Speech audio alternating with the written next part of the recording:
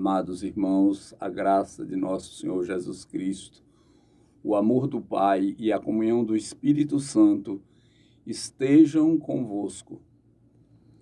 Iniciamos a segunda semana da Quaresma e a Igreja nos propõe refletirmos o Cristo como verdade eterna e presente no meio de nossa humanidade.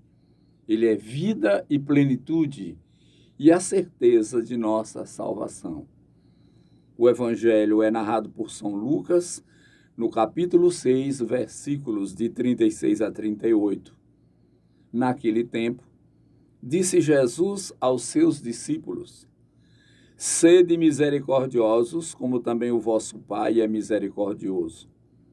Não julgueis e não sereis julgados. Não condeneis e não sereis condenados.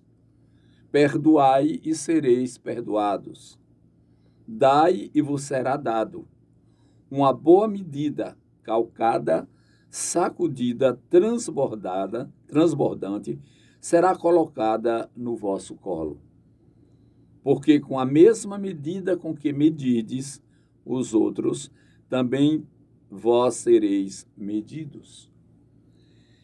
Está aqui, portanto, meus irmãos, o Evangelho nos assinalando que, necessariamente, o que nós precisamos construir com a nossa vida nesta caminhada aqui da Terra é uma relação de sociedade nova, não de julgamentos e de condenações, mas de perdão, pois só Deus pode julgar, porque só Ele é perfeito. A sociedade do tempo de Jesus se baseava na lei.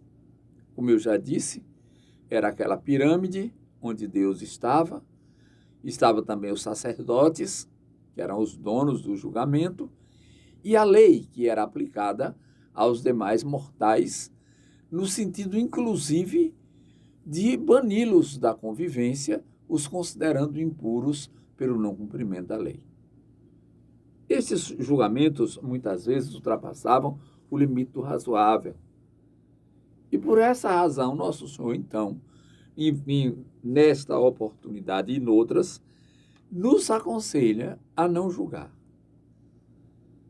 Não julgueis para não seres julgados.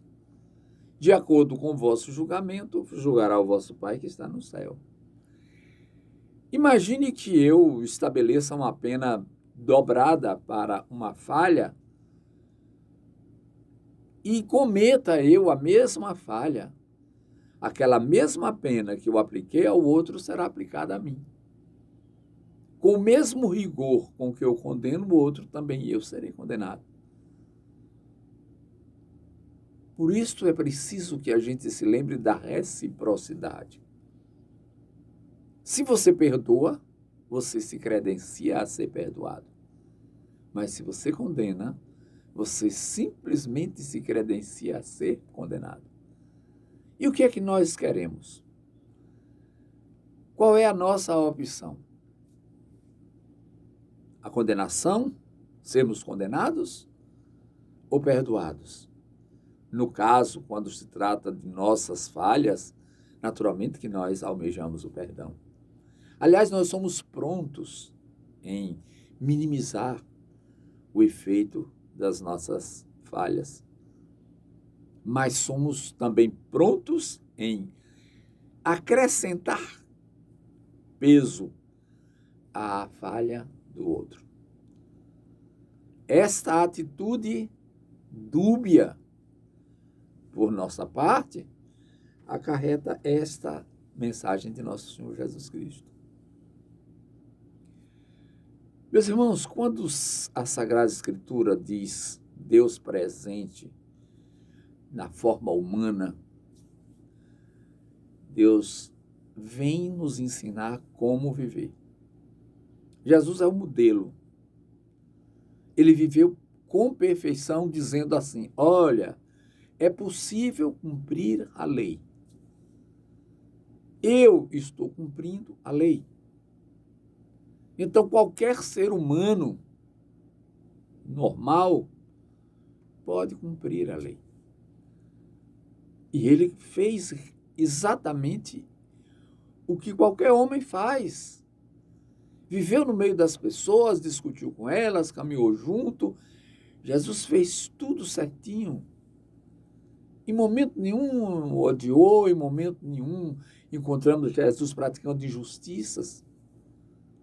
Ao contrário, ele lutou pela justiça. Então, meus irmãos, como é que é a nossa prática? Como é que nós estamos efetivamente vivendo a nossa relação de sociedade com o outro? De que maneira nós temos vivido a nossa condição de irmãos? Ou não nos consideramos irmãos? Ou eu sou melhor do que o outro? Eu sou mais filho de Deus do que o outro? E aí? Que resposta nós temos? Será que nós paramos para pensar que somos todos iguais? Ou apenas nos apegamos aos privilégios que esta vida às vezes nos oferece, como viviam lá as castas no tempo de Jesus? Não, porque eu sou da casta dos fariseus, eu sou dos puros, eu sou dos saduceus, eu sou dos sábios, eu sou dos... Meus irmãos,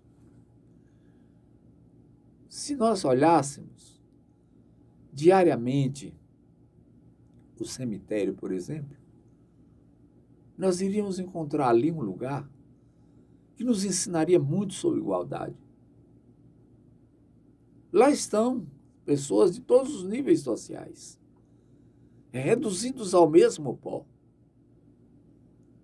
Muitos endinheirados, famosos, extraordinariamente ricos e poderosos estão ali com os escravos, com os servos.